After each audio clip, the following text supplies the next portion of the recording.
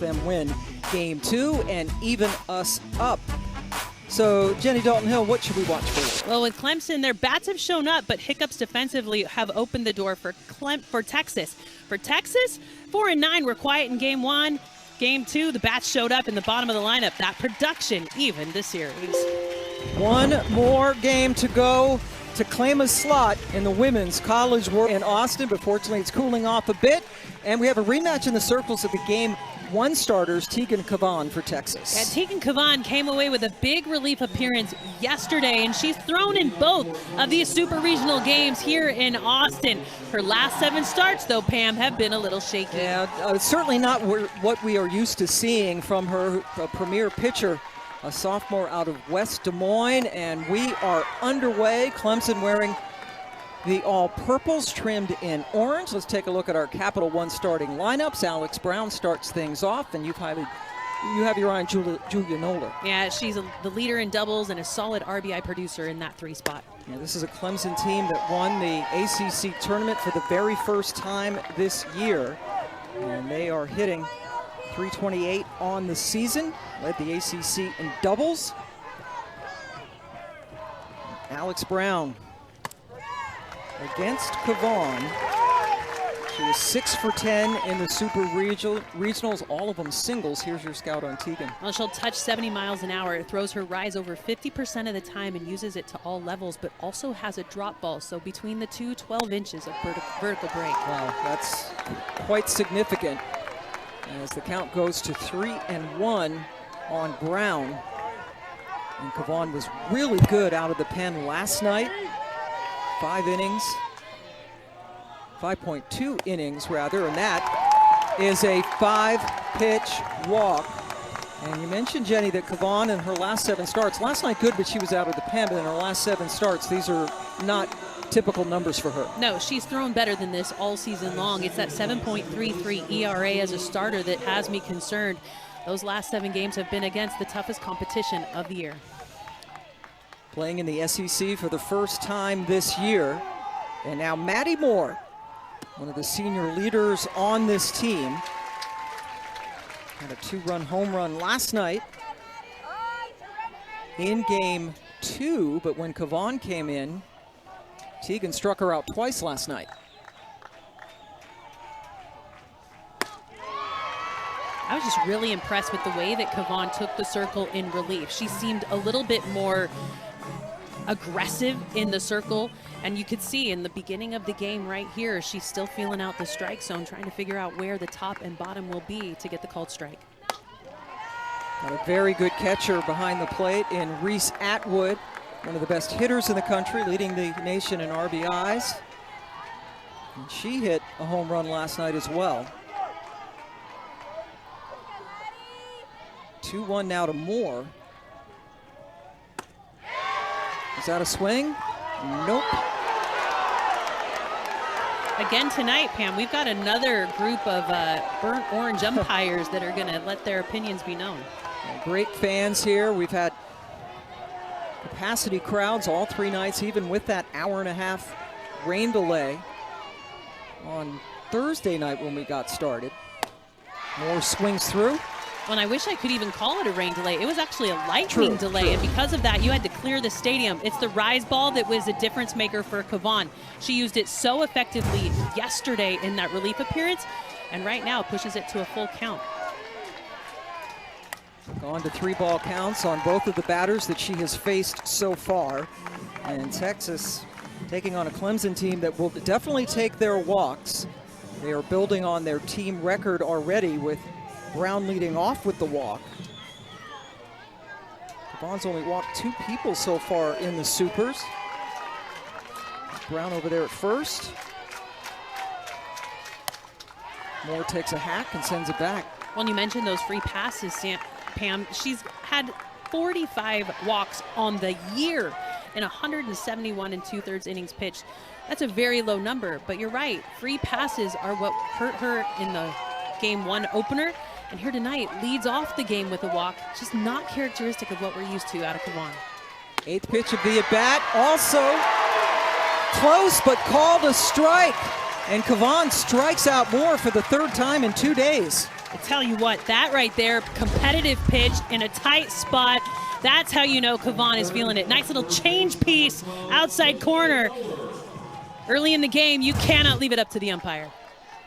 So a walk and now a strikeout brings up Noller. Just a sophomore, and she doesn't waste any time. Really good center fielder out there, and Caden Henry got to the ball quickly, so runners on first and second with just one out. Take a look at the Texas defense, and we've seen the changes after game one when Stewart struggled at shortstop. Yeah, you'll notice Stewart now in left. The Good was the second baseman in game one, moved her to shortstop. Bennett was the left fielder, moved her to second. That's been the key change defensively to get the game 2 win. Another first pitch swing, this time by Cintron, trying to turn the double, but Mitchell couldn't get her foot down in time. The throw made her leap up, so runners on the corners now with 2 away. Brown, or actually, it looks like we might get a challenge because Noller is staying put over there at second. Yeah, it's very clear that first base, Jolie Mitchell was off the bag. Your priority as a first baseman is to get the ball first.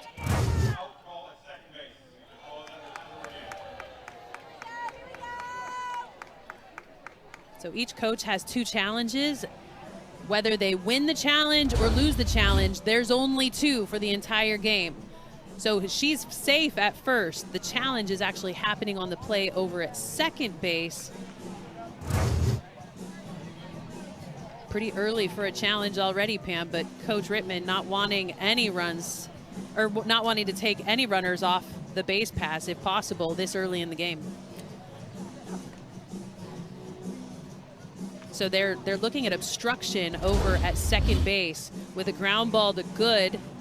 They're saying that there was obstruction. I do not see the obstruction. I think that is a great play by the second baseman Stewart to touch, get back out of the base path. That looked pretty textbook to me.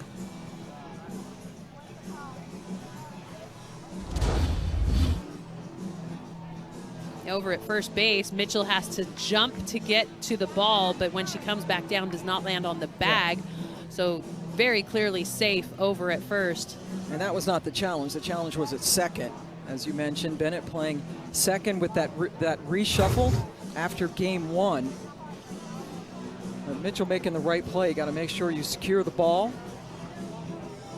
Yeah, your priorities as a defender is ball first, bag second.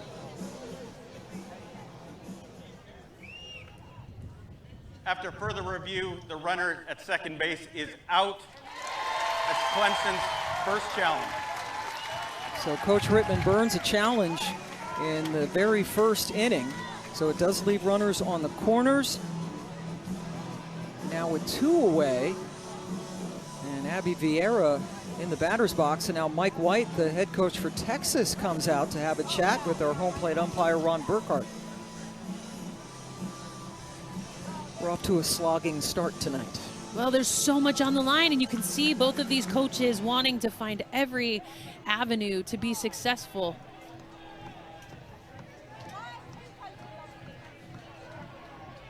I'm not sure what Mike White is arguing at this point. Even got assistant coach Steve Singleton out of the dugout to have a conversation as well.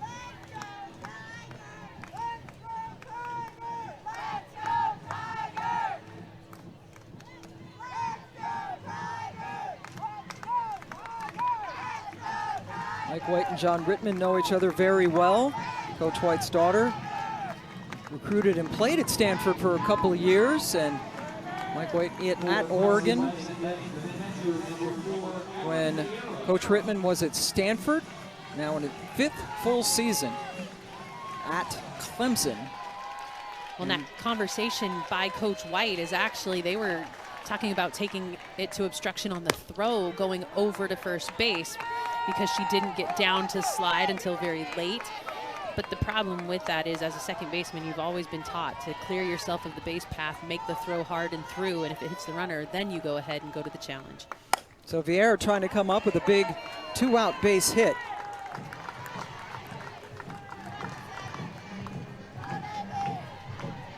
Abby hitting .333 in the Super Regional with a run driven in. There's the aforementioned Mr. Rittman.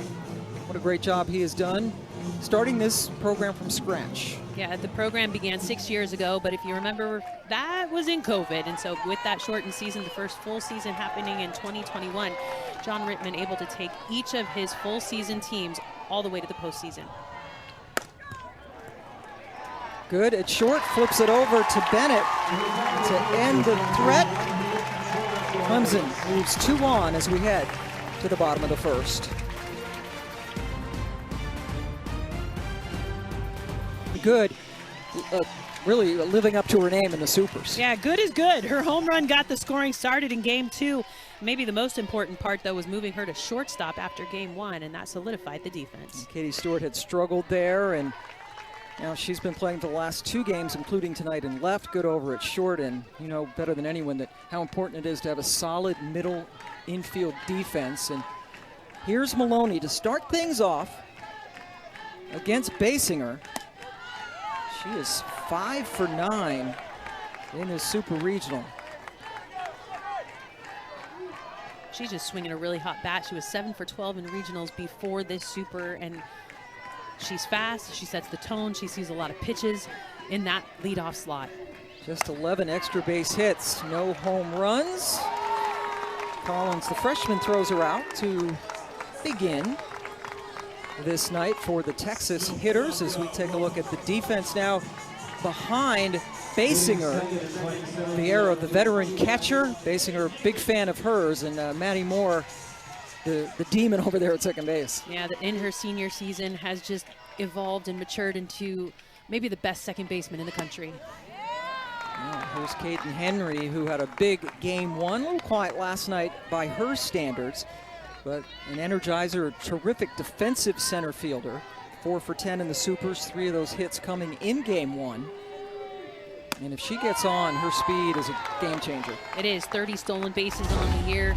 She had a stolen base in regionals, but has not had one here in the Supers. She's behind Basinger 0-2.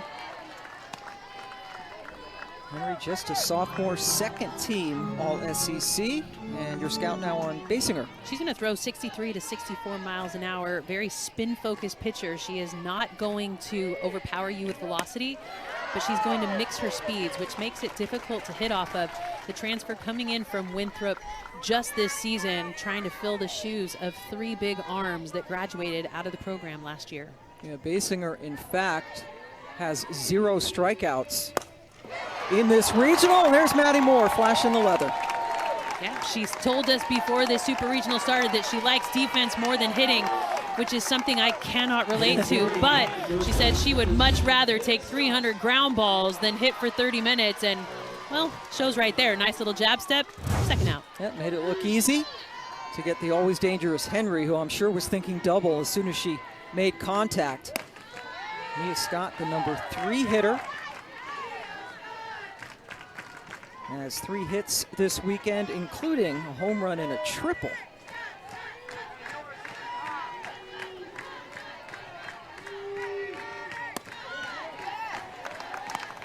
The story of transfers all across the country is they typically have played against the school that they then attend, and that's what happened with Basinger. She pitched so well against Clemson, caught the eye of John Rittman. There's that changeup. That's going to be the pitch that she throws all night long. She is not trying to overpower these hitters with speed and velocity out of the circle. She's going to nip corners. She's going to spin that changeup, drop it in for strikes. That's pounded to it for a solid single into right field. So Scott's on base as Reese Atwood comes up. Mia Scott is just so good. She leads the team in average. And before the Super Regional, she had not struck out since April 19th against LSU. And now Atwood, who is as hot as anybody, hitting .550 in the postseason. That includes a couple of games at the SEC, the regionals last week, and so far here, and we saw her hit a home run yesterday that barely cleared the wall, but in that same at bat, she hit one that was barely foul a long, long way down the left field line. Yeah, short hop the building out and left, which sits 280 feet from home. There, she hit that one hard, but it was right at the left fielder Johnson, allowed out. Texas strands a runner. She has 3 hits in this Super Regional.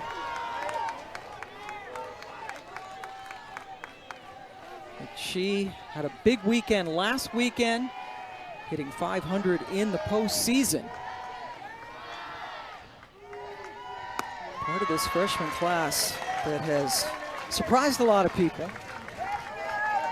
Well, they had big shoes to fill. I mean, when you step in trying to take over for names like Mackenzie Clark, Valerie Cagle, Aaliyah Logaleo, Millie Thompson, those are some iconic names in the Clemson program that have to step up quickly to perform, and they've done so this year. So impressed with the way that Marion Collins has been able to take over that shortstop position and swing the bat with authority.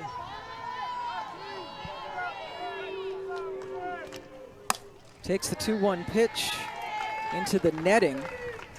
Clemson finished second in the regular season in the ACC after a strong finish, and was able to beat the top seed and regular season champion Florida State Seminoles in the championship game. Well, it was during that stretch that they also beat South Carolina in a midweek.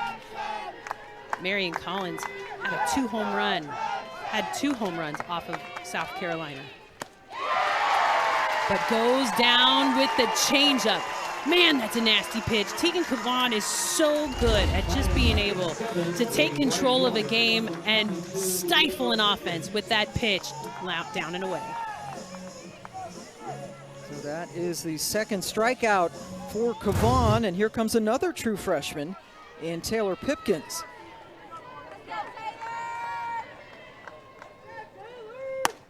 Two for 9 so far in this Super. She was the MVP of that ACC tournament.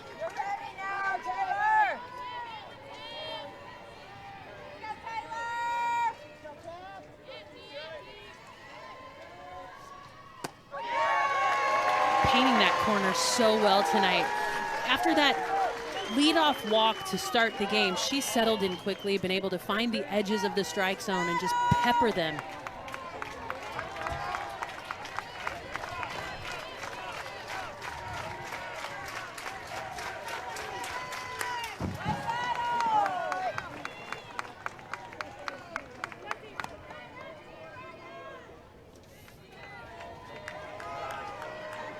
Cavan with over 200 strikeouts on the season. Trying to pick up her third tonight.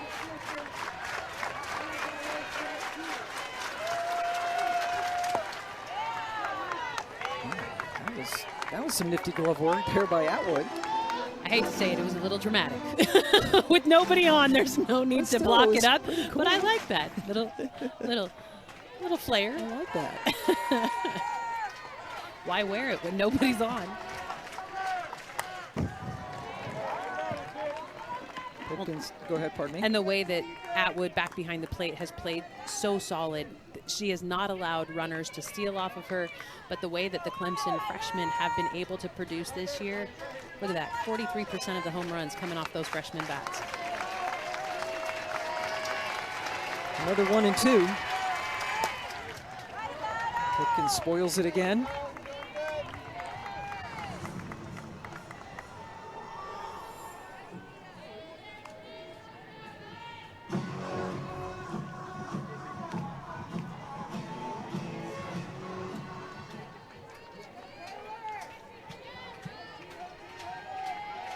Cavan's 30th pitch of the night.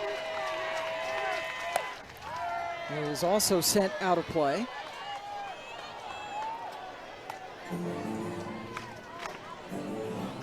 In the first 2 games of this Super Regional, one start and 1 relief appearance for Cavan. She had thrown over 200 pitches.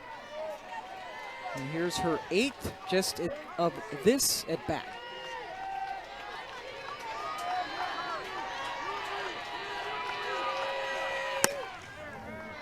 Play for good. solidifying that shortstop position, 2 away.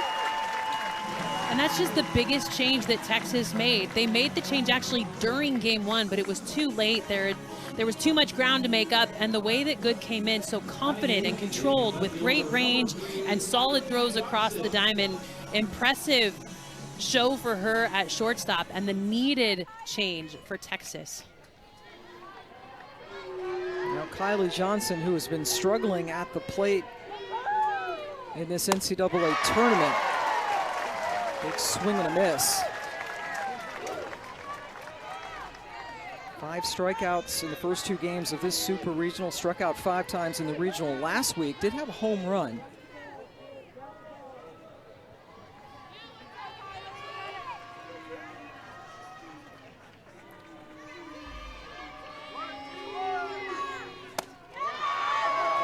Peel down, no swing. In her sophomore season, Coach Rittman actually made her a starter earlier in the year, but those hiccups at the plate pulled her out of the starting lineup, re-emerged later in the year, but still learning how to be disciplined at the plate. Just so susceptible to that ball up in the zone. It's been a bunch of strikeouts on the rise ball for her. You mentioned it, last night struck out 4 times, 2 of them looking, 2 of them swinging, and those swinging strikeouts were up in the zone on the rise. Laid off of that high pitch.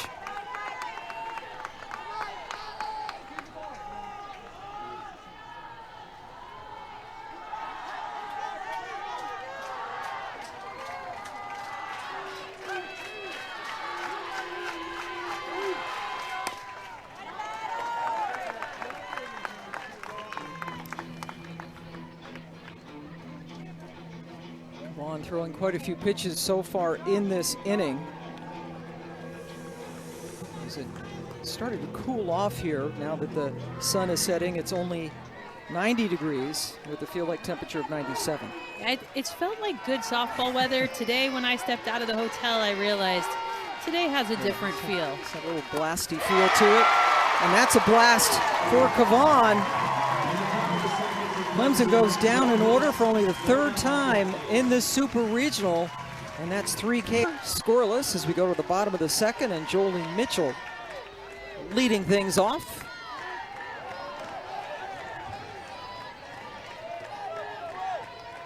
Jolie with a couple of doubles, including a 2-run double, a big one last night, in a game that went 10 innings. And game 1 had that 90-minute lightning delay.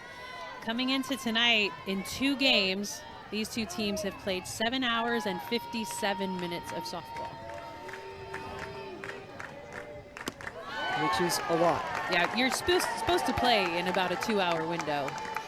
We've played in 4 of them.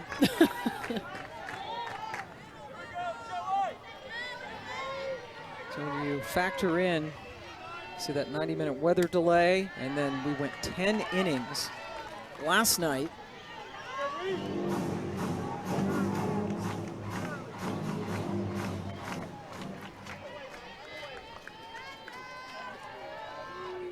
Two-two. Mitchell, long trip, but foul. Man, we've seen some blasts this weekend. The longest hits we've seen are taking out the windows at the bottom of that building across the street. Hopefully they are shatterproof glass, because they're definitely hitting the wall out there.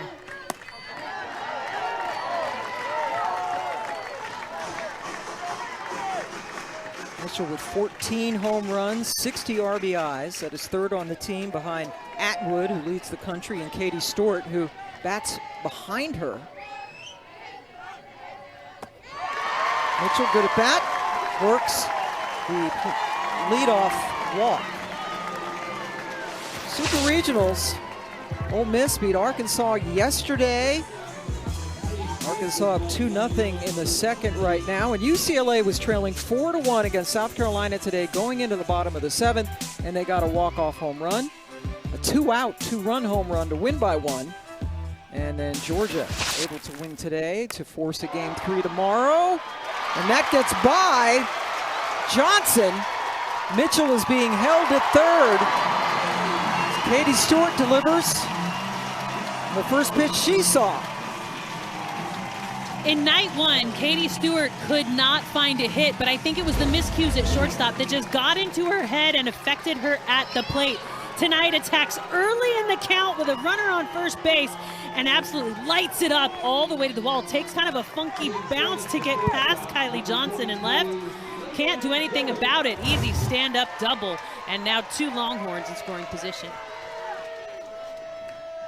First base is open now with nobody out for Leanne Good.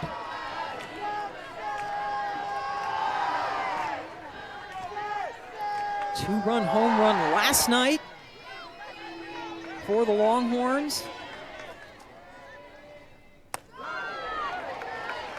It's that changeup again. It's a good take with a 1-0 count. You don't want to give up yourself that early in a count. Force her to bring it back to you, but until then, sit velocity and try to put a charge in one and get it through the infield to score a run. Defense playing in on the corners, and it goes off the glove of Alex Brown. 2 runs will score for Texas as Good slides into second.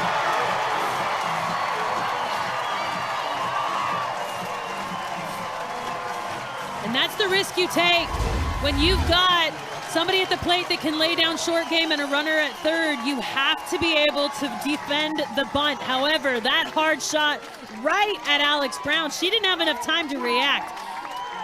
A fieldable ball if she was back 10 feet, but that close to the plate could not get her glove up in time. Texas attacking early. And still nobody out.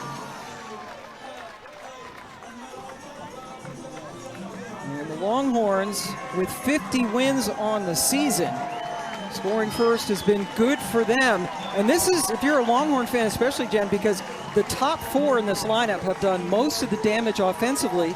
And here we are seeing the 5, 6, 7 hitters producing in this inning. Yeah, the top of the lineup is hitting 500 for Texas. 4 through 9 was hitting 270 coming into tonight. So with the way that they are producing here, I think we might have John Rittman look to make a change in the circle pretty early. This is the 9th straight game that Reese Basinger has started. And he has given her a hug, and she is indeed coming out of the game. And he is not going to go with Brooke McCubbin that breaks a 9-game streak of the Basinger-McCubbin combination. Instead, it is Macy Cintron who's the starting DP and also does some pitching. She's in the circle when we come back. The out, 2 runs in, and over at second base, it's Good.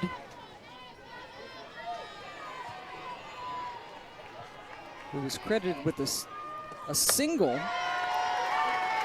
and went over to second on the throw. As we take a look at Cintron's number, she hasn't pitched much. Well, no, she hasn't had to. With the way that Basinger and McCubbin have thrown all year, Cintron has been able to just be ready for these moments. She's a freshman hitting pitcher. She's not going to blow it by anyone with velocity. She has a simple arsenal of just rise, drop, screw, and change, and is learning the difference between being a pitcher and a thrower here in Division I softball. Last appearance, April 27th at Georgia Tech. For a third of an inning, the last full inning pitched by someone other than Basinger and McCubbin was the day before that, April 26th, when Olivia Duncan pitched 1 inning. So it has been that combination, Basinger and McCubbin, since the ACC tournament. Basinger making an early exit tonight, the ACC Pitcher of the Year. And it's the bottom of the lineup that has done the damage. There's that pitch down in the zone. It's not that she pulled the string on that, but it is a velocity change going from Basinger to Cintron. And that bullet spin tells me when you can see like a dot in the ball as it's heading from the pitcher to the plate, when you can see that defined circle, it usually means that the ball does not have a spin that's going to cut the air and make the ball break. Becomes a very hittable pitch, but that one, she was ahead of it. The first out of the inning for Clemson. There's the number 9 hitter, Katie Bennett, playing second base.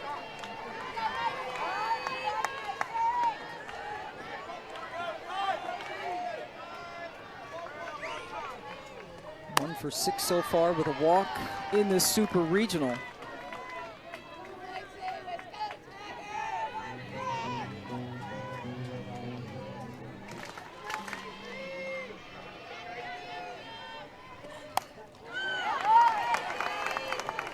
Now behind 1 and 2. And Pam, I don't think we need to worry. McCubbin will be coming in later tonight. I doubt that Cintron will finish this game. She's just coming in to mix up what's going on in the circle. There's McCubbin in the dugout. She will make an appearance tonight. Foul ball. Cintron actually with the lowest batting average against on the Clemson staff. Opponent is hitting just .211 against her. Just 61 innings on the year coming into this appearance. Into left field, playing short, Kylie Johnson for out number 2. Turns it over to the top of the lineup. And Ashton Maloney. Maloney, just the best hitter for average in this lineup, doing such a good job of continually putting the ball in play, letting her wheels work. Has the second highest batting average coming into tonight, hitting .435. And that's what she does, puts the ball on the ground, and that is going to lead to another run. And because Maloney has wheels, she motors all the way to second.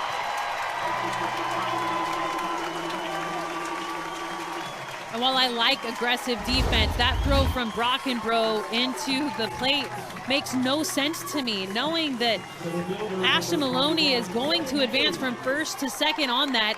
She did not have a chance at the plate. Keep Maloney at first base. Texas just rolling right now. 3 runs are in. Caden Henry lined out. And Maddie Moore climbed the ladder to grab it against Basinger.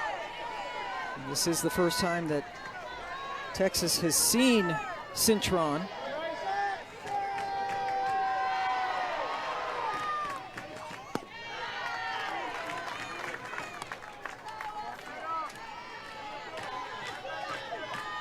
The RBI single for Maloney makes it 3-0.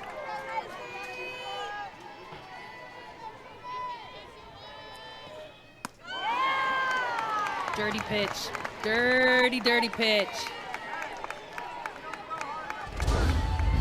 You gotta be able to attack this, but look at that tight spin. That's what fools the eye, making you think it's coming in with velocity, and then it just drops in right for a strike.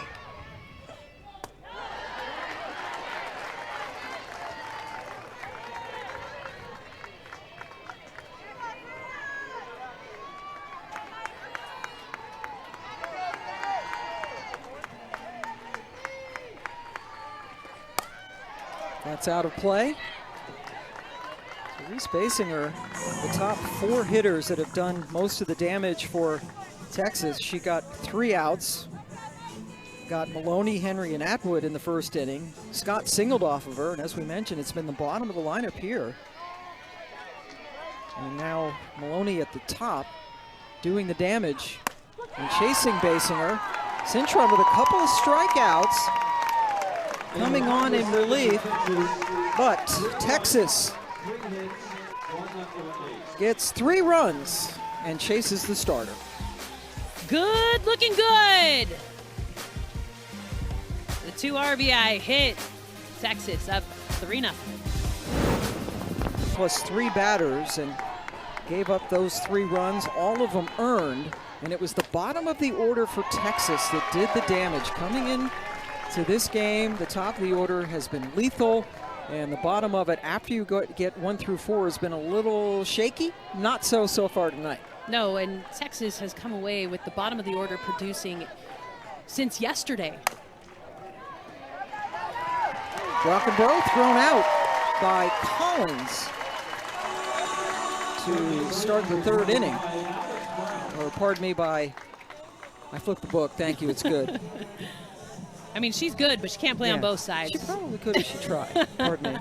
Collins in the dugout, getting ready to play shortstop on the other side. And Reese Basinger started the game, and she has been so good for this team, the ACC Pitcher of the Year, starting her 9th straight game, but got through the first 4 okay, but it was in the 2nd inning when she started giving up hits. Leadoff walk to Mitchell, the double by Stewart, the single by Good. And now she's in the dugout cheering her team on. Only a 3-run deficit, but Tegan Cavan getting the start. She and Basinger faced off against each other. They were starters in game 1. Cavan took the loss, but Tegan was really good last night in that 10-inning marathon. She pitched 5 2/3 innings and shut out Clemson. Alex Brown hitting leadoff.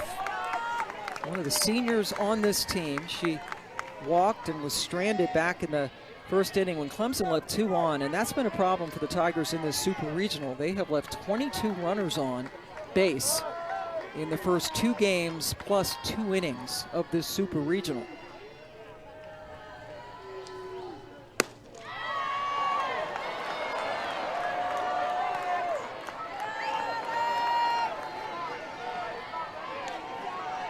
And a 3-1 count for Brown with Maddie Moore on deck.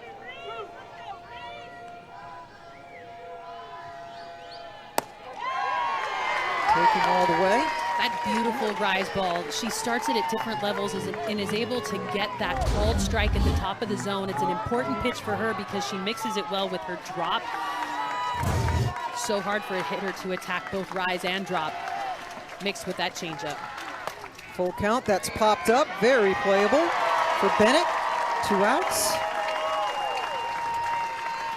Last night, Tegan Cavan came on in relief. Her starts have been shaky, but she came in with power in the middle of the game, came in the 5th inning and shut down the Clemson offense. They did not score again.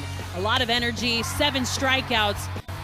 Gets the start here in game 3. Yeah, and something really, she needed a bit of a shot in the arm, if you will, after losing game 1 when she gave up 9 hits, 6 runs, 5 of them earned in just 5 innings, taking the loss. And as you mentioned, Jenny, in her last 7 starts, an ERA of 7.33 for Cavan. So far, so good in this one. Maddie Moore, the 2nd highest average for Clemson, the best power numbers. One of the seniors, hoping this is not their last game.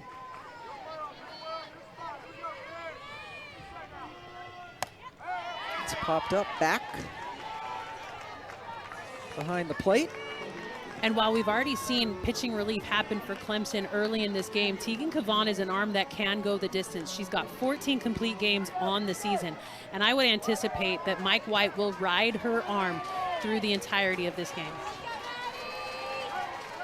She's ahead of Moore, 1 and 2. Good. Could not field it cleanly. Maddie Moore is a 2-out base runner. Should be a hit, you think? Yeah, she had to go a long ways to try to glove it up, and it was sharply hit right up the middle. Could Good make that play? Yes, she can. Did she? No. But it'll go down as an error on the shortstop. Well, that's a tough one. That's a toughie. Noller steps in, and that ends a string of 7 straight Tigers being retired by Cavan. He allowed some base runners in the 1st inning, got out of it unscathed. Here's Noller, who walked in her first at bat tonight against Cavan.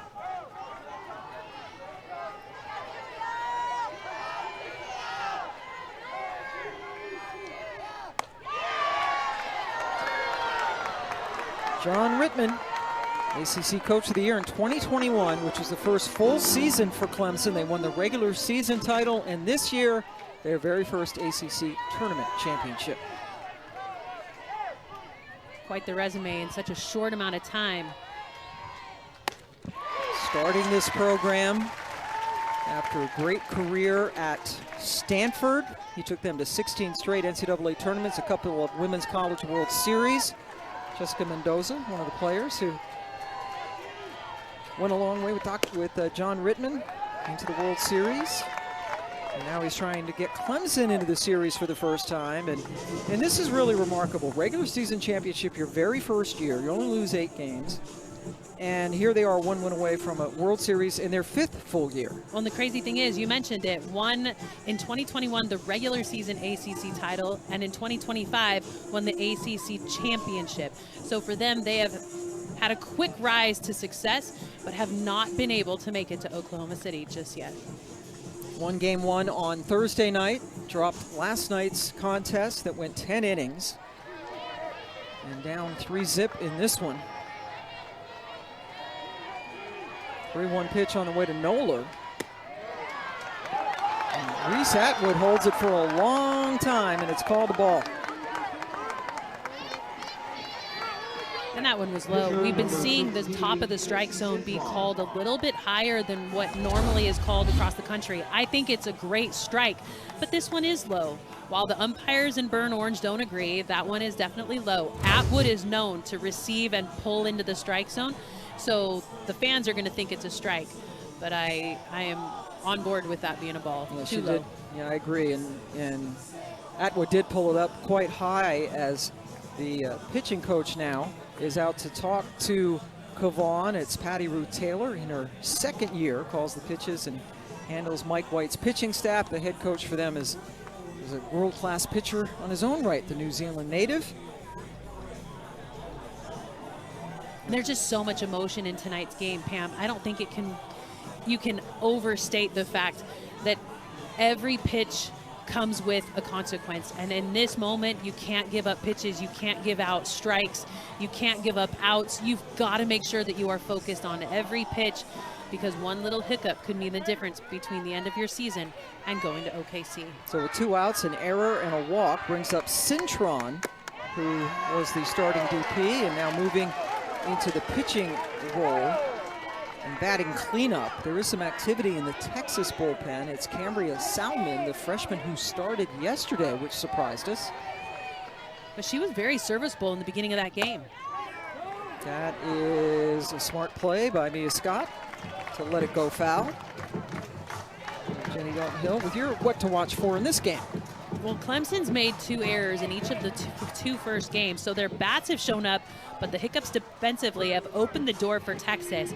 Texas, on the other hand, had 4 for 9, very quiet in game 1. Game 2, the bats showed up at the bottom of the lineup, and that production evened up the series to push us to a game 3. And it was the bottom of the lineup that did most of the damage to get this 3-0 lead. Cintron with the single.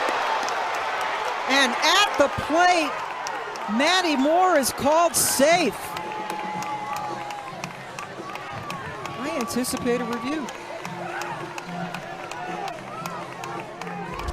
I'm speechless. I thought for sure she was going to say that, or he was going to call her out. It's a beautiful throw by Stewart out there in left. She gives way to the plate. There is an open, the face of the plate is open for advancement. She fields it perfectly, but the hand looks like it slides Texas underneath. Is challenging the safe call at home plate. The call is under further review. Talk about a tricky slide. The tag goes wide to try to get Moore's body, and the arm goes underneath the glove. Wow! In real time, I thought she was hung out to dry. When we look at that in slow motion, looks like the hand gets into the plate, Pam. That was an outstanding slide by Maddie Moore, and I agree with you. I was looking down and going, okay, that's the 3rd out. And Katie Stewart threw out someone at the plate yesterday, right? Had a great throw out there in left field, another fine throw. But Maddie Moore, she's gritty, right? She's that kind of a heady player, And that was a great play, and I think she was safe. We've seen her evolve as a second baseman this season. She's been at third, she's been at short defensively, but her bat is something that you can always rely on, and as a runner, she is heady.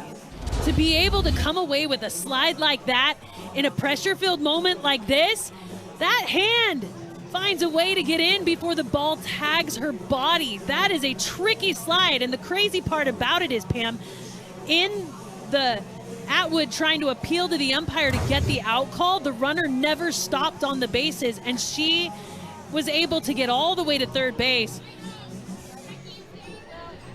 Maddie Moore, MVP of the game so far for Clemson. Holy cow, that was amazing. Obviously, Texas sitting on top, but this is a game-changing play for sure. So if it's upheld, the run will count. Runners on the corners. With Vieira coming up. It was a good throw by Stewart. We've seen a couple of good throws from her out there in left field the last couple of nights.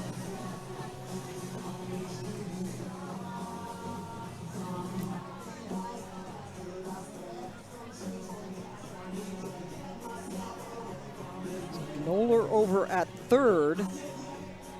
Cintron, we think, is going to be credited with the RBI single, and Maddie Moore's looking pretty confident over there in the dugout. Well, as soon as she popped up, she looked at the umpire and said, "Look at that," because you can see the dirt across the plate where that sliding mitt went onto the plate before the tag was applied. And before that hit, Clemson was 5 for 29 in supers with a runner in scoring position. Look at the slide by Maddie Moore. That hand, the tag goes for the body, the hand goes for the plate.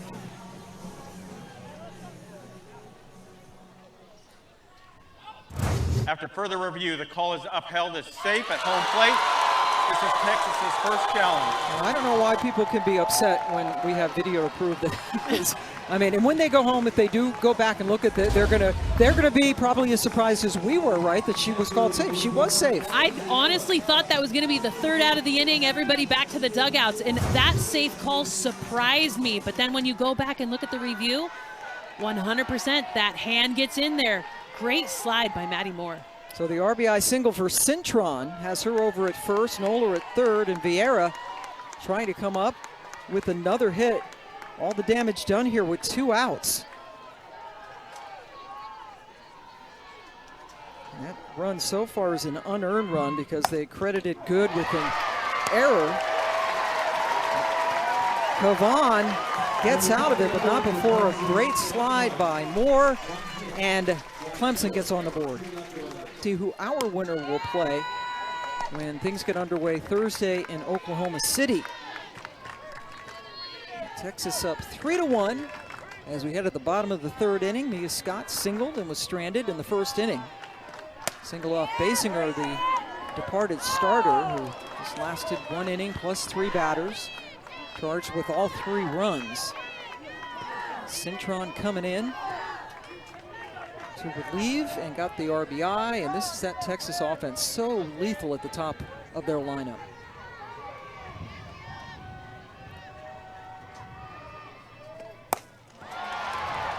Scott puts a charge into that one, and Brockenbrough just overran it. Stand-up double for Scott to start the third. She's 2 for 2 tonight. That ball had some giddy up off the bat. It was not high enough to get out of here, but the way that it took off the bat had a little English and caught the air just right. Not only did it get over the head of Brockenbrough, but it crossed her up as it continued to tail to the left side of the field. The way that Mia Scott started it at bat, she looked like she was going to drop a little drag bunt and play with the infield, and then absolutely blasted that ball to the wall. She's got so many tools, but look at the tail on that ball. Started to the right of the Texas sign on the 220, ended up on the other side of it. A lot of spin off the bat. Scott, her 18th double of the year. She already has Texas's career record for doubles. And gets them off to a great start in the third inning. And here's your conundrum. First base is open. Atwood is up. Gonna pitch to her. Pam, this is where you and I obviously are never going to get a Division I coaching job together because you and I Goes without saying. would intentionally walk a lot of people, I think. Well, Atwood did hit a home run yesterday. Not only did she get a home run, the one before that home run went even farther. That ball squeaked over the 10-foot wall out there and left. Her mom was super happy. She was so good in that game behind the plate. That is an out. Atwood just missed it as it was squeezed comfortably by Johnson over there. Atwood walked twice yesterday. One of them was intentionally. That was after she hit the home run. But that's a big out. Johnson catching it.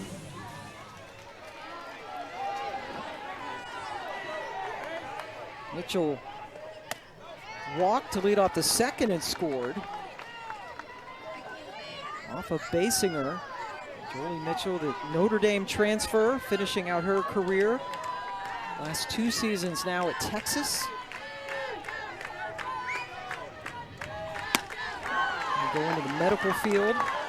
I like when we talked to her, you looked at her dead in the eye and said, "You graduated from Notre Dame in 3 years?" She said, "No, my first year was COVID." So Yes. graduated from Notre Dame in 4, still had 2 years of eligibility and took that chance to come here to Austin. Mitchell with the single. They hold Scott at third base. I mean, we call it the hot corner for a reason, but right now it is flaming. Alex Brown is getting lit up over there at third base, no matter where she's at. They hold the runner at third, which is an impressive thing to do. And Brooke McCubbin is going to come in to relieve Cintron.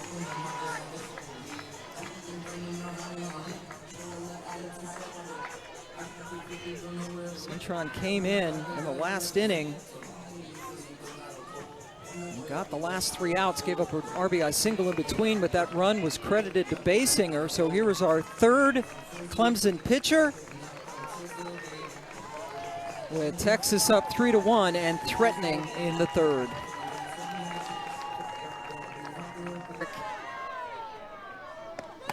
Comes in a sticky situation as Mitchell takes second uncontested with Stewart at the plate. On the way that she throws, she's going to come with a little bit more velocity, 64 to 65 miles an hour on her curve rise and drop. Just so difficult to face her with her mix of speeds. And there it is. That changeup will be the difference maker. Doesn't just throw a changeup though. She's got 2 different off-speed pitches, an off-speed curve and this one, the off-speed drop. That 12-6 spin.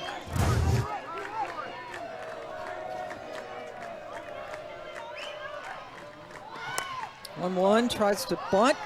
A one-hopper, and now trying to score and doing so successfully. Scott coming in from third. And Mitchell advanced to third.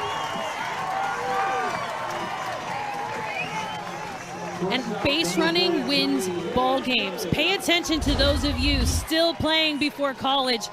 You have to run the bases well if you want to get far, and that's exactly what Scott was able to do. Waited for the appropriate time to break as McCubbin went to first for the out. Another run for Texas. That's just great base running over there at third. So they get the one back that they gave up in the top of this inning. A 3-run cushion. Good, singled and scored. It gets away from Vieira, and in comes run number 5.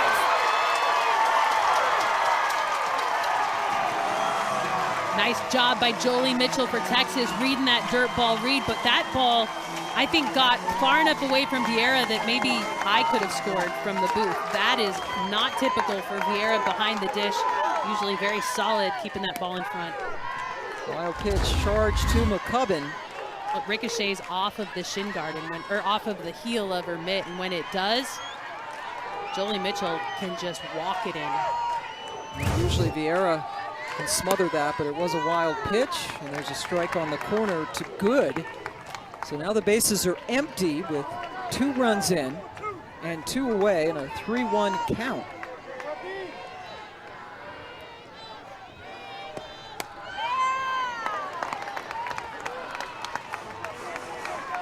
Clemson trying to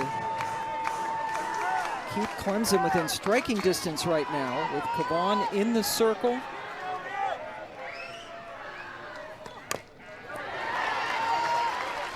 And you can look at that stride foot for good right now. She's got a couple touches before she goes to that stride. Typically you like to see a hitter with a very calm move in their stride foot. But she's got a couple touches, little antsy in the box right now. Off of McCubbin.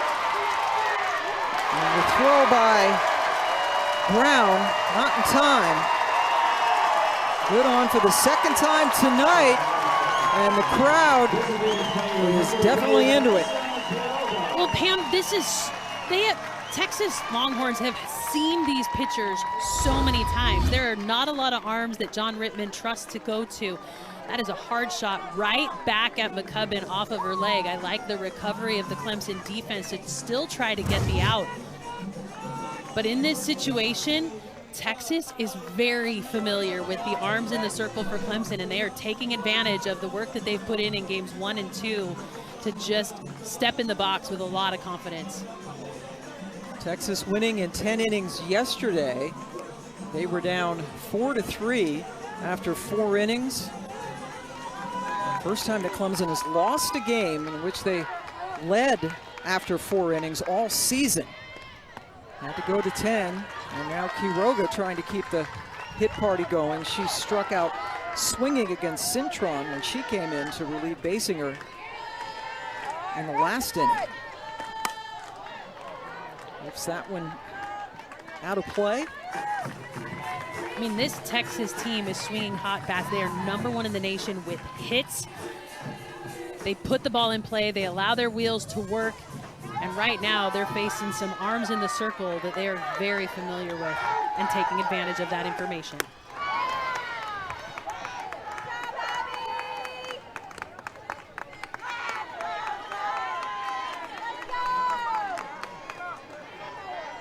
Quiroga DPing for the 2nd straight game.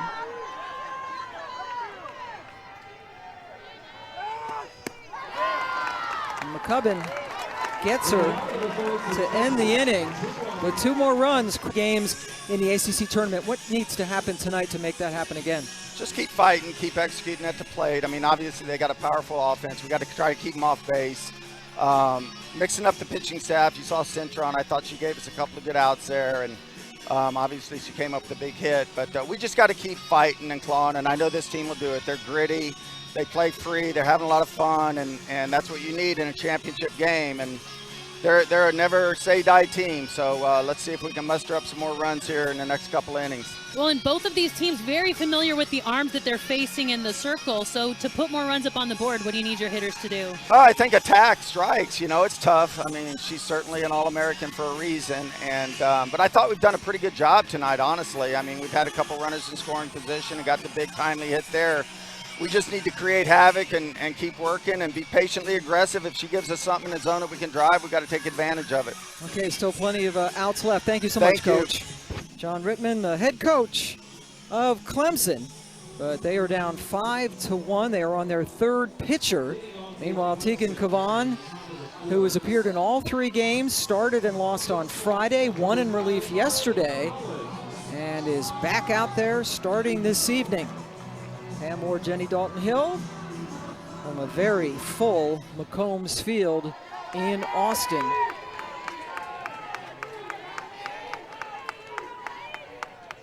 Marion Collins swings, sends Stewart back, and it hits off the base of that 10-foot wall. Collins gets into second. The throw got there quickly, but on the wrong side of the bag, and Collins leads off the 4th with the double. Nice hit out to left. Played perfectly by Katie Stewart out there in left. You can tell there's home field advantage. With the 10-foot wall, if the ball doesn't go out, it typically ricochets right to her. Played it perfectly, throw just a little bit offline. Collins with her 16th double of the season. true freshman on this team. And that is her third double of this super regional. Yeah, Collins was also the hitter that performed the squeeze bunt to win that 1-0 game in regionals against Northwestern. She's been asked to do a lot. Young freshman that is coming through in big ways for Clemson. Both of these teams sweeping through their regionals. Texas with an offensive explosion on their part last weekend. Taylor Pipkins, another freshman up. We've talked about Clemson leaving a lot of runners in scoring position, and that's because, Jen, they're not getting. We did see Cintron get a big hit in the last half inning, or the last inning, but in this super regional, they're 1 for 30 with runners in scoring position. Yeah, I think even you know that that's probably not the number that they need. Check that, 6 for 30. That's still not the number. That's still not good. They It's still need. 200. 1 for 30 would be awful. 6 for 30, not good. Kennedy Ariel in to run over at second for Collins.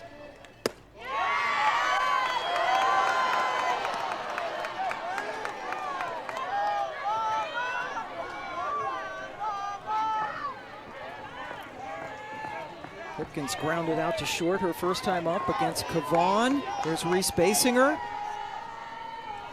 cheering in the dugout. The lifted starter, and okay, Kavan gives up the walk. Let's get you to Matt Schick, who has an update.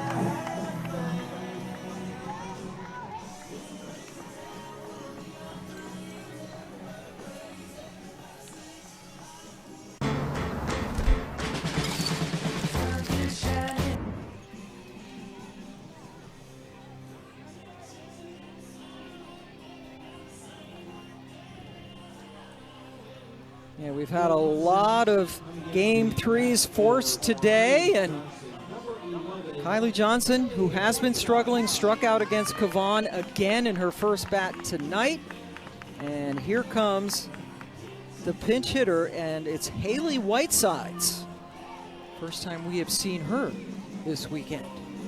Well, how about Bree Ellis for Arkansas getting her first hit on the weekend? I mean, Bree Ellis, one of the best hitters in the country. Bree Ellis. Goodness sakes. Here's Whitesides. I did edit myself. Whitesides goes after the first pitch. Caught out in center field by Henry, but deep enough for Ariel, the pinch runner, to tag and go to third with one away. And while that's an out, Pam, I think that that might give enough confidence to John Rittman to perhaps leave Whitesides in the game out in left to give them a little bit better production down in that 8 spot. Yeah, that's a good point, because Johnson really has been scuffling. Now, when she gets hits, they're big hits. They're home runs. Typically, she hit the 2-run home run to win the ACC championship in the 7th inning against Florida State. But she has not been able to figure out Kavan this weekend. Jamison Brockenbrough, the number 9 hitter, with a chance to drive in a run.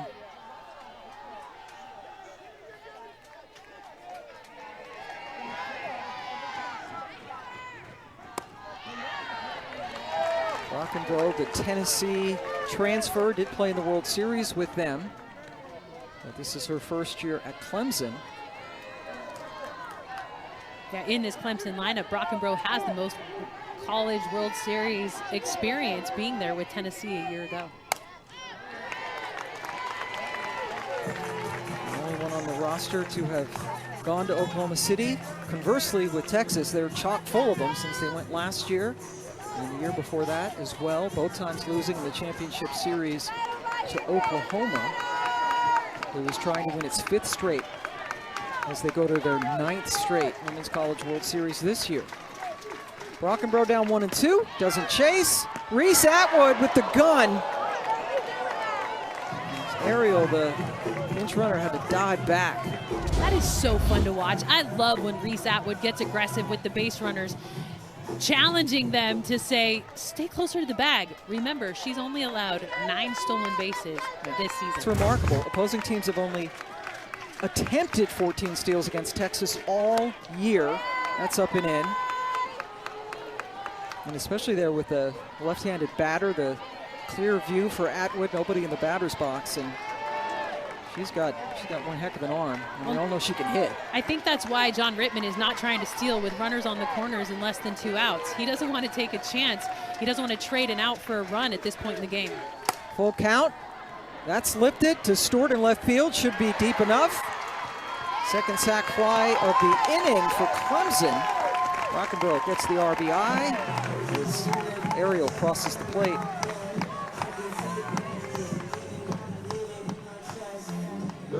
And with a 4-run lead, that sac fly doesn't even phase Kavan in the circle. Obviously, Clemson trying to scratch things out, but Texas still in control of this game. Lead sliced to 3 now with 2 outs. Top of the order, and Alex Brown, who has walked and popped up.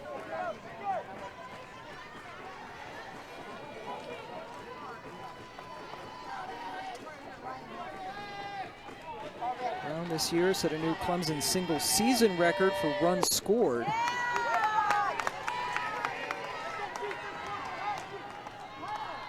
Another visit by Patty Ruth Taylor.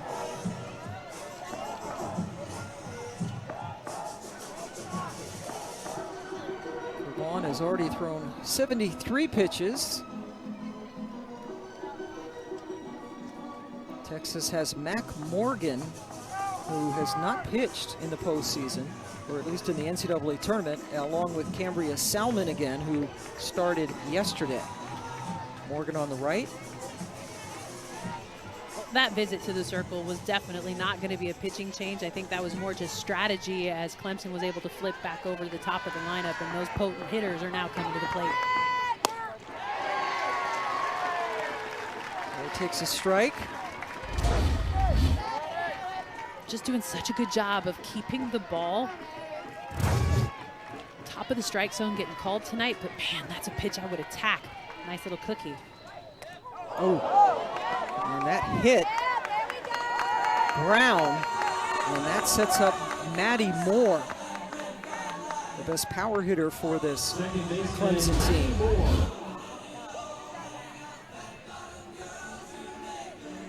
Moore reached on an error and then scored with a magnificent slide in her last at bat.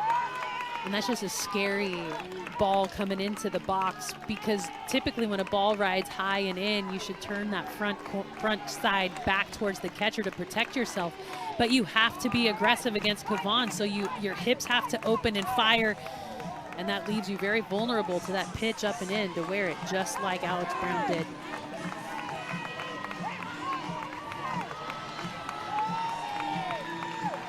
Big opportunity for Moore with 2 out and 2 on.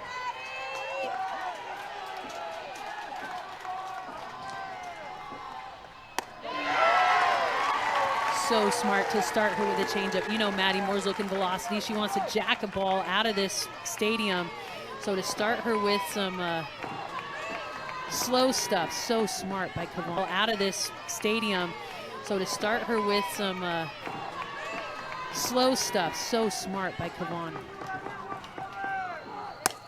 And Moore delivers with the base hit to center field. They're waving home Pipkins. And Maddie Moore cuts the lead to 2.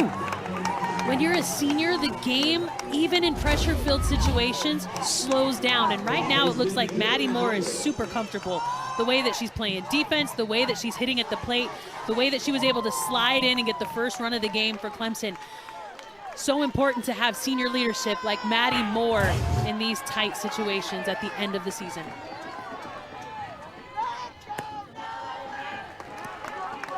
Julia Noller has singled tonight off of Kavan. They're part of the senior class, and we are going to get a change. We will. That is unexpected. I thought Kavan was going to go the distance here tonight. In her sophomore season, she's been rolling. Now, as the starter, she can still come back in the game at a later time, but Mike White looking to make a change here in the 4th. She has pitched in all 3 games in the Supers. One in relief last night. And Mac Morgan, the senior who has seen her innings dwindle this season, gets the ball. A big ovation for Kavan. We'll have more on Morgan when we come back. Coming into pitch for Texas.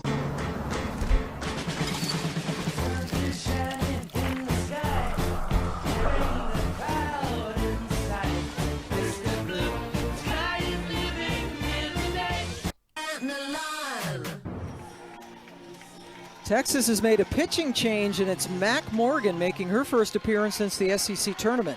Yeah, that game against Texas A&M that got away from the Longhorns allowed 5 earned runs in her last appearance. That was a struggle for Texas, but she comes in here now with a couple-run lead. And that was a game in which Texas was run ruled, an early exit in the SEC tournament. She did not pitch at all. Has not since then. This is Julia Noller.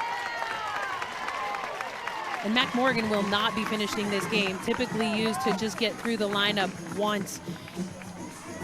She is a 90% drop ball pitcher. She is going to fill the bottom of the zone and try to induce a ton of ground balls to get out of this inning. Just 66 innings on the season.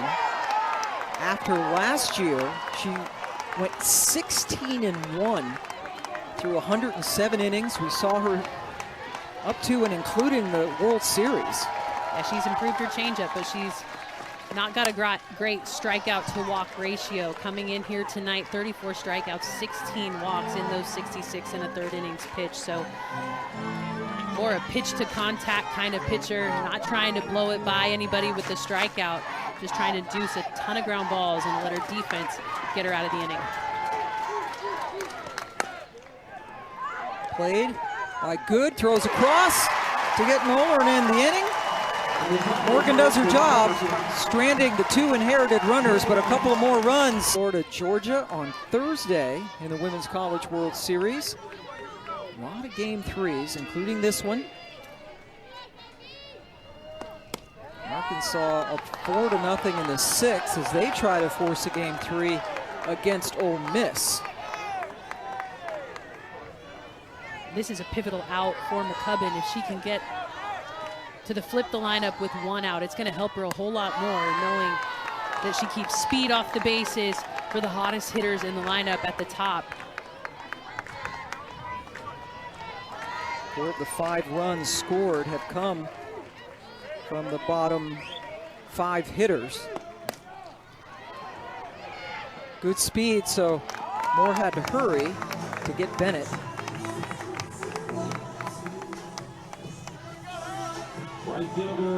Now we do see the top of the lineup, and Ashton Maloney, an RBI single her last time up. That was against Basinger, the starter. And Basinger is back in the Clemson bullpen. Chopped, McCubbin handles it, and Noller can't come up with it. A gift puts Maloney on second base. And that is just a lack of focus over there at first base. That was a gimme for an out. A chop, a gift from Maloney to Noller. I don't know what happened there, Pam. That was it. I was already starting to write down 1-3 for the out. As a first baseman, when you come back to cover the bag, your job is to stay in an athletic position. And when Noller came back to the bag, she stayed very tall. So with the throw going down, I don't know that she had set herself up athletically to be able to receive that throw. It's a throwing error on the pitcher, McCubbin. And Henry shows bunt. And You see the dancing around over there at second by Maloney with no one covering the bag. Well, with the bunt being shown, it makes your shortstop go to third and your second baseman go to first and leaves second base wide open to allow that to happen. Defense respecting the speed of Henry at the plate. The corners have to challenge her. Vieira picks it up. And that's Maloney now with 3 free bases. And this is just shooting yourself in the foot. When we started this game, we talked about the things that Clemson was going to need to make sure they took care of, and it was defense. They allowed 2 errors in the first game, 2 errors in the second game, and another here tonight. It's that defense that keeps being the Achilles heel for them. It's hard to out-hit defensive miscues. And especially a team like Texas, which again is one of the best offensive teams in the country, second to Indiana in team batting average, 4th in RBIs, 85 home runs on the season. So you keep giving them extra outs, it's going to bite you. And it has. Last night, tonight, just difficult to have those moments. It takes the wind out of your sails too. As a defender, when you've got a comebacker, you think it's a for sure out, it's going to be the second out of the inning. All of a sudden now you've got a runner at second base, and it's speed and the power of the lineup coming up for Texas.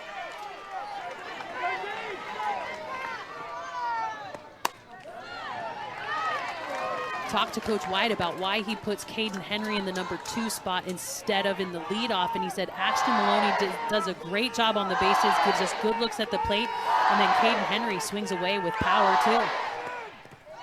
Ooh, Vieira had to block that one. Throwing error by McCubbin, and then the wild pitch sending Maloney over to third. And ball in the dirt, your job as a catcher is to get back behind, get that throwing hand back behind the glove to keep it protected. Looked like she might have jammed up her finger trying to get it back there quickly to block. Vieira has been a mainstay behind the plate for Clemson. Now a senior. Chopper to Moore, who gets the out. Bennett. Maloney, pardon me, comes in to score the unearned run. So important to take advantage of the miscues, and that's exactly what Texas was able to do. Punching around another run. There's nothing that Maddie Moore can do but just get the out at first. So that leaves the bases empty now with 2 away from Mia Scott, who is 2 for 2 tonight. Both of those hits coming off of Basinger.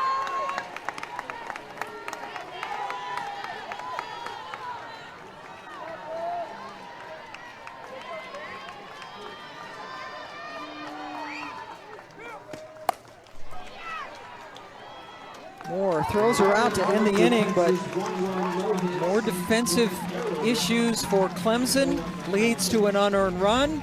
They're down by 3 as we head to the 5th. Since the SEC tournament. Morgan spent her freshman year at Arizona State. She made the all-freshman team in the late, great Pac-12. It hurts my heart to hear that. I'm still in denial.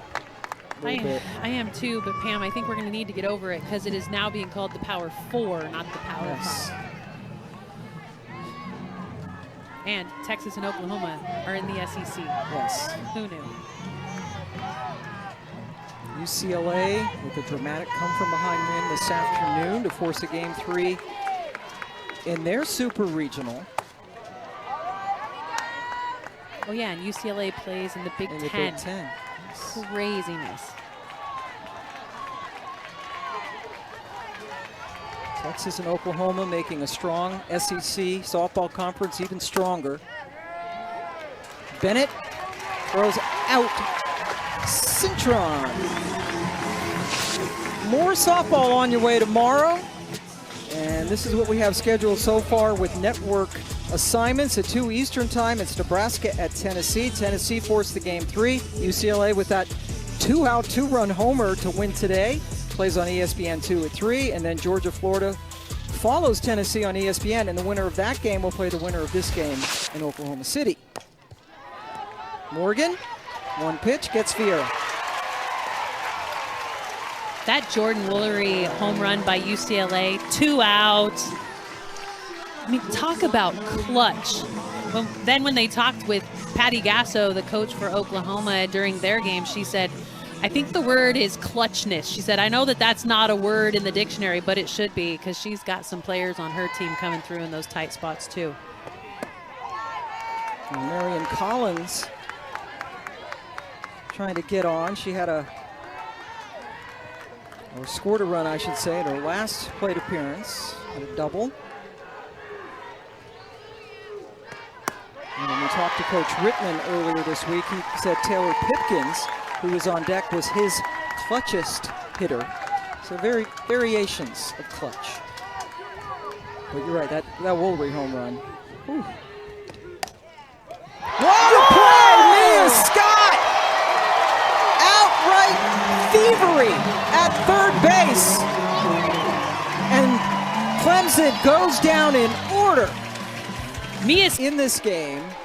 Texas 6 runs on 7 hits and 1 error as Atwood just pounds another one foul. Clemson 3 runs on 4 hits and 1 error. The winner goes to the World Series.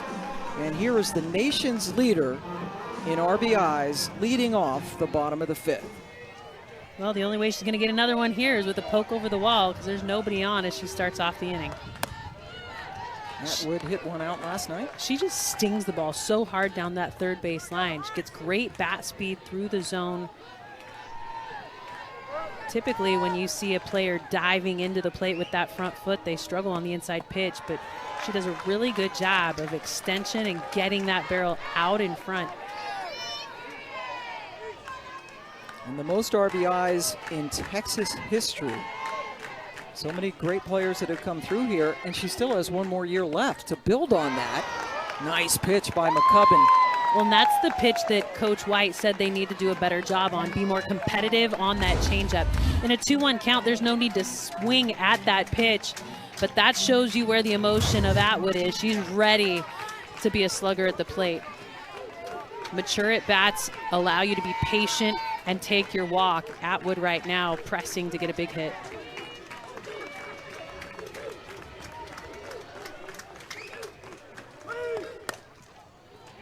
Good backhand over there by Brown, throws across to get Atwood to start the 5th. Well, if you look at where Atwood, or where Brown was playing, she was well behind third base, which gave her time to get that sharply hit ball down the line on a backhand.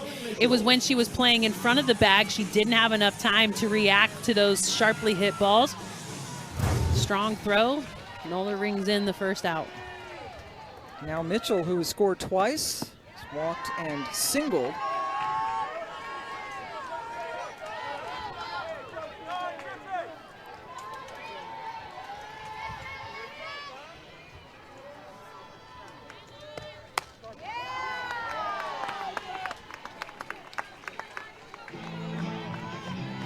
So we've seen Brooke McCubbin relieve Reese Basinger in games 1 and 2. Tonight she came in after Cintron threw a bit. You see the comparisons. She picked up a win. Or actually McCubbin 0-1 coming in. Basinger picked up the win. The 1 win here in the Supers. And that was in game 1. But they've been the trusted 1-2 punch through the postseason. At the ACC championship, Basinger and McCubbin came back for the biggest comeback win in ACC championship history, defeating Virginia Tech in the rain, and McCubbin was the reason. She stepped into the circle in the pouring rain, threw strikes, and shut down Virginia Tech. Basinger clapping there in the middle in the dugout. Olivia Duncan now throwing in the Clemson bullpen as Mitchell draws the 1-out walk. And it sounds as though someone's picked up the changeup. That whistle late means somebody saw the grip, or McCubbin is tipping that pitch somehow. That whistle is a tip-off to the hitters that a changeup's on its way.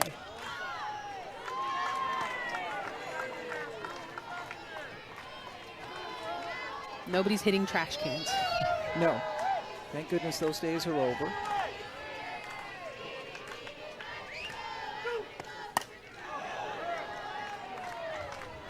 So when that happens at a game and you hear that a player has picked up, or a team has picked up a changeup or picked up a certain pitch and is signaling it into the players, your job as the rest of the dugout is be loud enough that you can disguise that whistle. There needs to be more noise coming out of the Clemson dugout to allow the hitter not to hear that whistle. So important to try to combat when a pitcher's been picked, to try to find a way to disrupt a hitter from understanding the message. But now everybody at home is listening for the whistle too.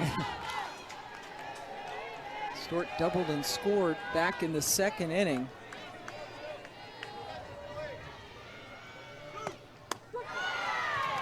And she is rung up. And the hard thing about it is if you start to trust that you're going to get tipped off when the changeup is coming, then you're not ready to react on your own. You start relying on the tip-off. She didn't hear the tip-off and left the bat on the shoulder.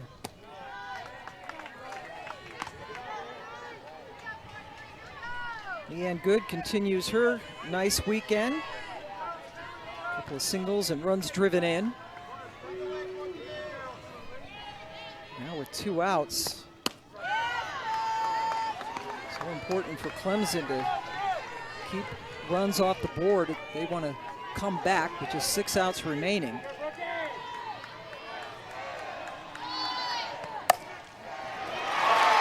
And Good does it again. She is 7 for 11 in this Super Regional.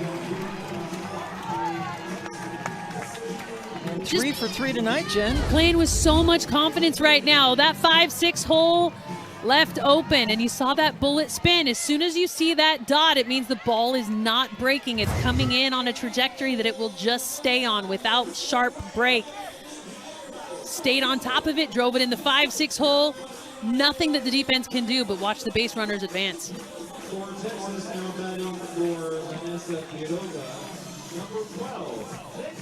So Quiroga, the DP, has been lifted for a pinch hitter. It's Victoria Hunter, who was the DP in Game 1 on Thursday.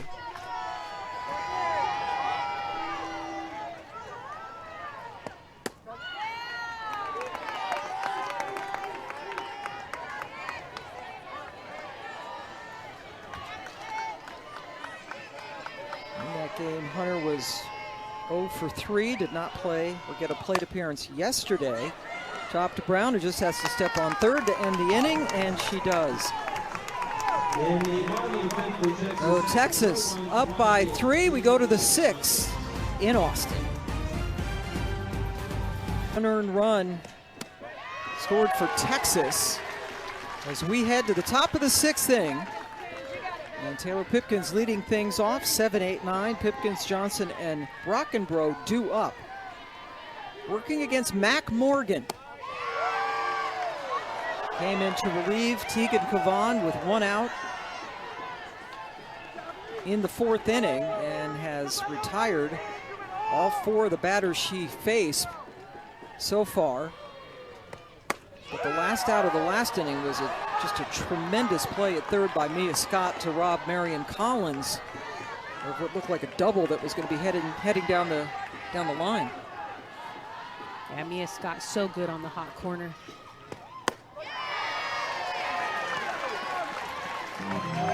I don't anticipate Mac Morgan going much more than once through the lineup, but she's doing a good job of just filling the bottom of the zone with strikes, and her defense is showing up behind her. That pitcher they have not seen.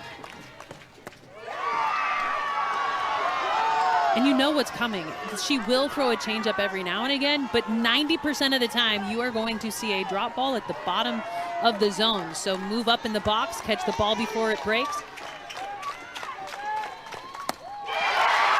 Hipkins with the swing and the miss to start the 6th.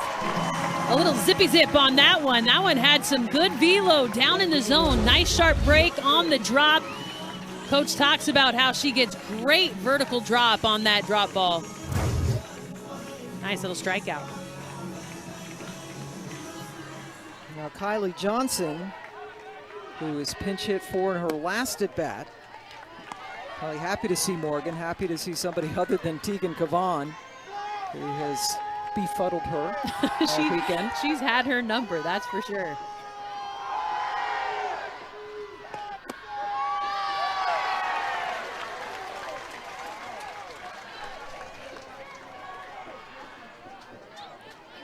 Johnson striking out 3 times against Cavan in the last 2 games, including tonight.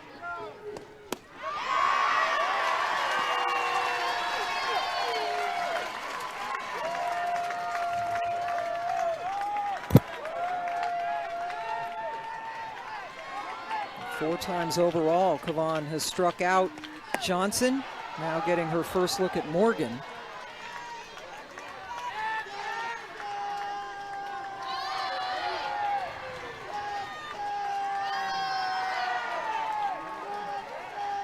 Two. Good at shortstop. Textbook. 2 away. And we talked to John Rittman. He talked about how his team is never going to give up, never say die, and this is why. 23 come from behind wins this season, all 3 in the ACC tournament, and the 23 is tied for most in the country. They're going to need 24 tonight to keep their season alive. Well, and he's talked about how the focus of the year is to just have fun, and in having fun, they've been able to keep their emotions down, allowing for the grit to show all the way through the game and fight from behind so many times this year.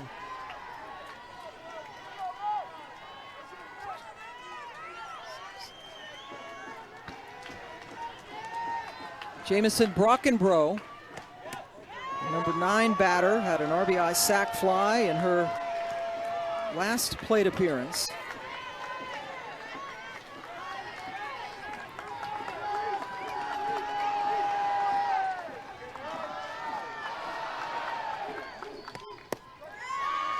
We're going to set down all 6 batters she has faced tonight since coming in to relieve Cavan. What a spot to put her in, right? She hasn't pitched in a couple of weeks. There's Tegan cheering on in the dugout. Morgan, it knocked the glove off her hand. Mia Scott picked it up. Brockenbrough runs really well, but Mia Scott plays third base really well too. That's 2 straight inning-ending great defensive plays by the third baseman. Mac Morgan blocked it up, so she gets the assist. Not often do you get to write in your scorebook 1, 5, 3 to finish out the inning. And Tori and Jenny. I have my own Jenny here, Jenny Dalton Hill. Pam Ward with you, and absolutely right. Clemson running out of outs. They need 3 runs and have 6 outs to do it. And right now, Texas comes up in the bottom of the 6th inning. 9-1-2 hitters, Bennett, Maloney, and Henry. Foul ball as Bennett tried to bunt her way on. Clemson winning game 1 on Thursday night, and then the 10-inning marathon last night that Texas won. John Rittman, the head coach for Clemson. Key now to not allow any more runs.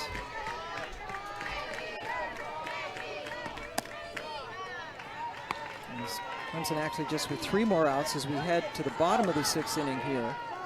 And looking ahead to the 7th, which I will do right now. It's going to be the top of the order for Clemson. Have to be fast over there, Collins was. And threw out Bennett to start the 6th. So important on the quick transfer at that shortstop spot. Didn't have time to run through that one. So the nice pick, transfer, and throw across to get the speedy Bennett. So important before you flip it back over to the top of the lineup for Texas. And it's Ashton Maloney who in the 4th inning reached on an error and eventually scored. There's her 2nd hit of the night. Maloney, the singles specialist. Well, and at the top of the lineup, she just sets the tone so well. In her last hit, she hit it right back up the middle. But in that one, McCubbin was able to get it. It was a throwing error that put her on. Well, now you got speed at first. Maloney with 11 stolen bases on the year. And with Caden Henry up at the plate, you've got power and speed coming at you. Henry takes a strike to start off her at bat. She got a ground out RBI to send in Maloney in her last at bat.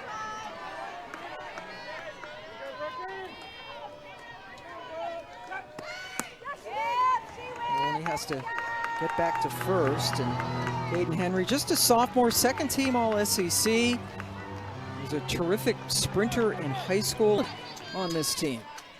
Yeah, we asked if Coach White had any nicknames. She said, "Oh, you mean Pawpaw White?"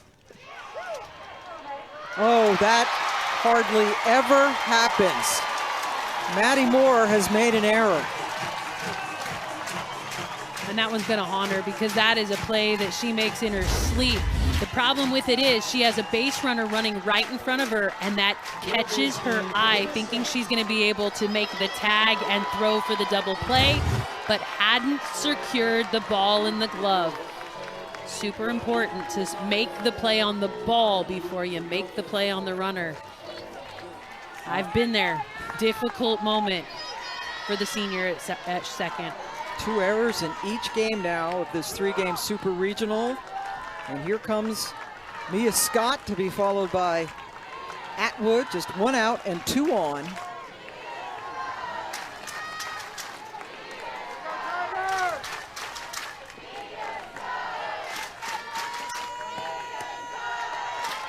that is the Mia Scott chant. How do you know? I guessed, I heard it. Oh, God. Mia Scott. Here comes John Rittman. And there's been nobody up in the pen for Clemson. I don't know if this is a visit. This is not probably a visit to relieve McCubbin. She's going to be the one that they trust down the stretch. This is more just settling the defense down after that Maddie Moore error at second base. There's Basinger, the starter in the dugout.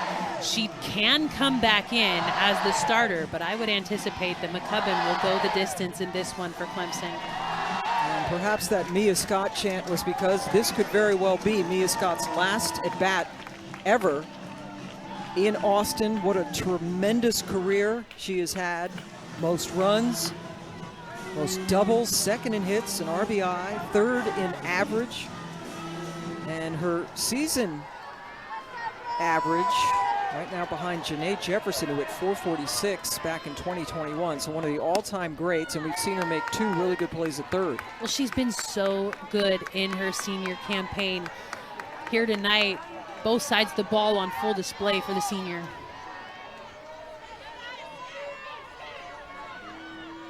And a chance to bust this open. I mean, there was a game this year where Mia Scott played all 9 positions on the field. All 10. She was they put her in as a DP as well. So she played 10 positions in one game. Some of the players didn't even know it was happening until she was about 5 positions in.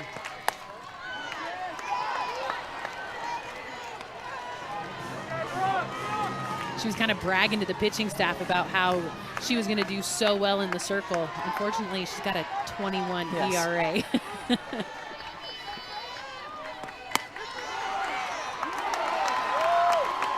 And she goes down looking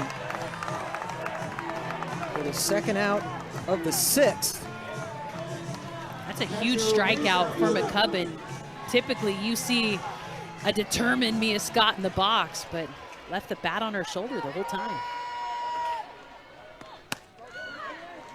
You get Scott, and then you have to deal with Atwood.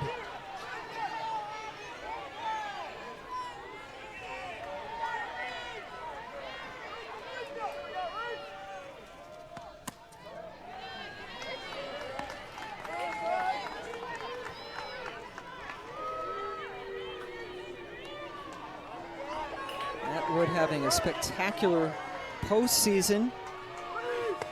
Today's 0 for 3 notwithstanding, hitting .550 in the postseason after hitting .409 in the regular season. She's special.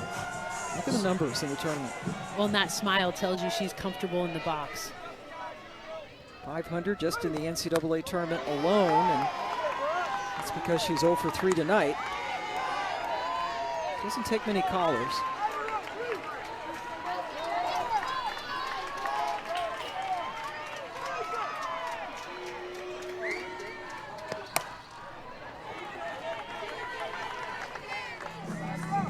Atwood was the Big 12 Player of the Year last year, set a season record for home runs with 23. She's sitting on 21 right now.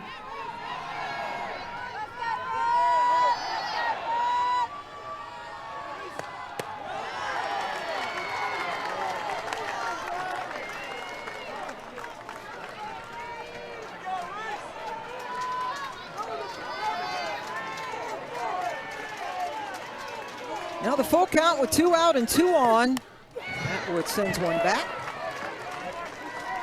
We talk about it all the time, is when a hitter fouls a ball straight back, it means they just missed their spot.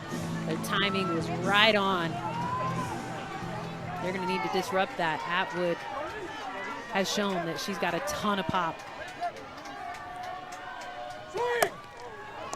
Picked up and stepped on third by Alex Brown to retire Atwood, who takes a rare 0 for 4. But this is it. Texas 3 outs away from the Women's College World Series. Clemson needing at least 3 run kids all year, especially in the postseason. Top of the order coming up. Mac Morgan has set down all 7 batters that she has faced since coming in to relieve Tegan Cavan. Alex Brown really good at getting on base. Swings through it. She's down 0-2. Even when you know Mac Morgan is going to throw you a drop ball, it is so hard to get that barrel out in front to catch it before the break.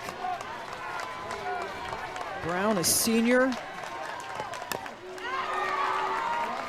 Freshman year at North Carolina, last 3 years with Clemson.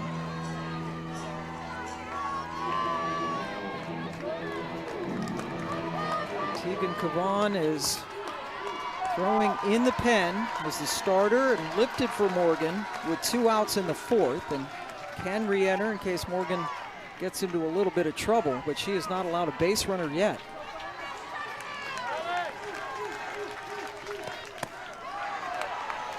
Good spot, well off the plate, trying to play off the emotion of Brown, knowing that Clemson just has 3 outs to tie this game up. Thought she might have had a free swinger at the plate.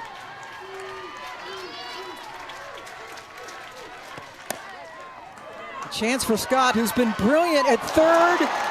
Low throw, Mitchell couldn't scoop it, so Clemson gets the lead runner on. Well, when you're throwing on the run, you've got to make sure that you stay low, open up those shoulders to first base.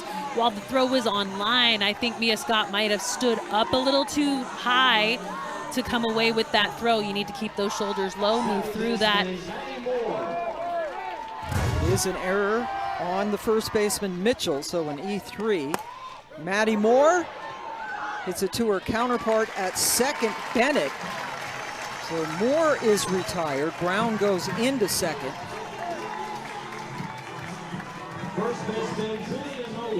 That's a big out for Morgan. And the error putting Brown on base is the first base runner that Morgan has allowed tonight since coming on in the 4th.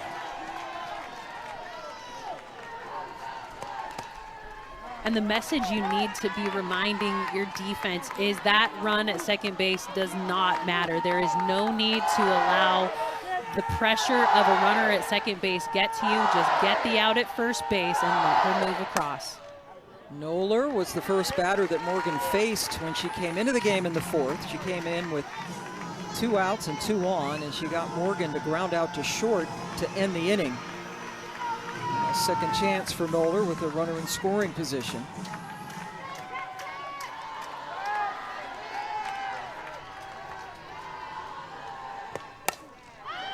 Lifted into left field, long run for Stewart.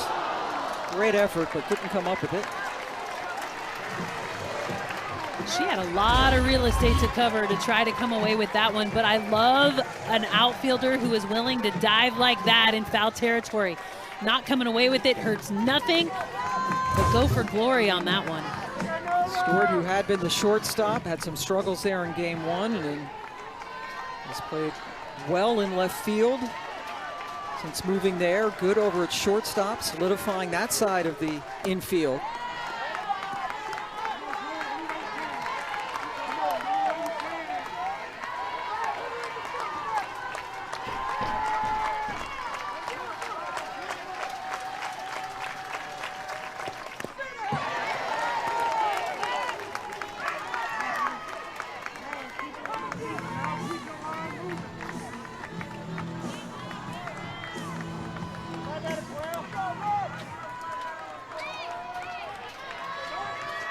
With Brown over at second.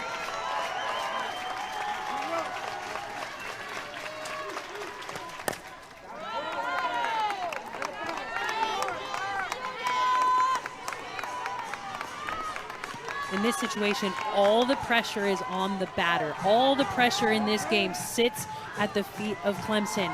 As a defender for Texas, your job is to just relax, play free, get the outs that roll your way. But a great battle at the plate by Noller, just spoiling pitches, keeping the at-bat alive, and the hope for Clemson.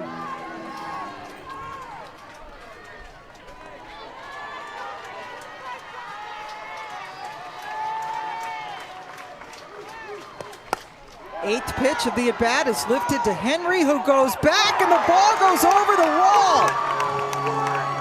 Noller sent one into center field. The ball kept traveling, and it's a two-run shot. Clemson now only down one. The comeback kids are still alive. Pam, we've seen this story play out so many times for the Clemson Tigers. When they've got outs to play with, they make the most of them. This ball down in the zone, you know it's going to be a drop ball. But Mac Morgan did not hit a corner. She left it right down the heart of the plate, down in the zone. Noller coming away with a huge swing, 15th home run of the year, and now Clemson within one.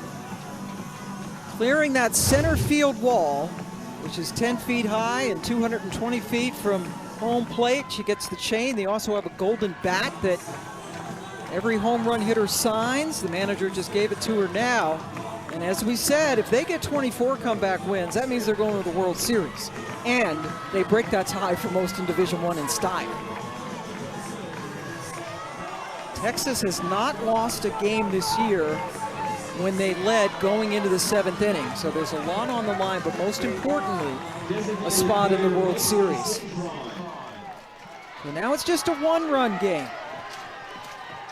Cintron, DP, who came into pitch for an inning and a third after Basinger, the starter, was lifted.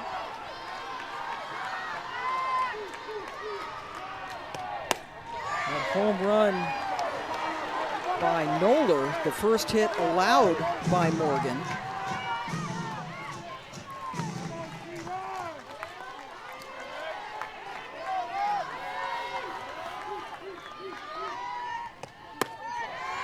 It's inside. That's a really good spot, and that's exactly where she needs to live, on the corners. Drop ball pitchers can be hittable if they leave them down the middle of the plate. That's what happened with that home run swing. And after the home run, Cintron draws a walk. So the tying run on first base with Vieira coming up. Kavon had been warming in the bullpen, but Atwood goes out with some words of encouragement for Morgan. And a pinch runner coming in for Cintron. It's Ava Wilson.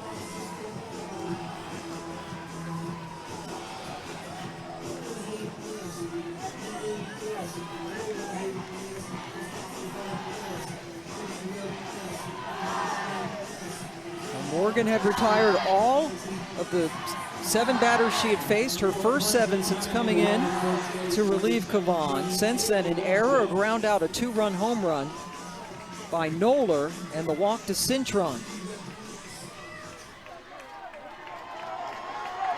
And Morgan's 50th pitch of the night is taken inside.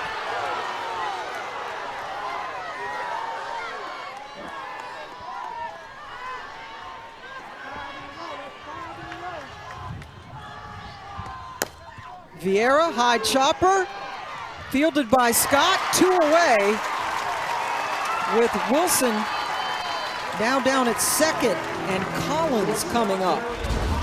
In this inning, every senior that has come to the plate has gotten out. It's the underclassmen who have been able to be successful.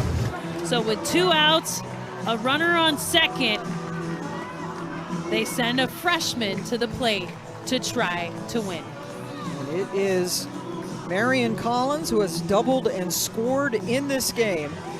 A true freshman shortstop who had committed to Charlotte. And then the coaching change. Their coach going over to South Carolina, doing great things, and reopened her recruiting process and came to Clemson.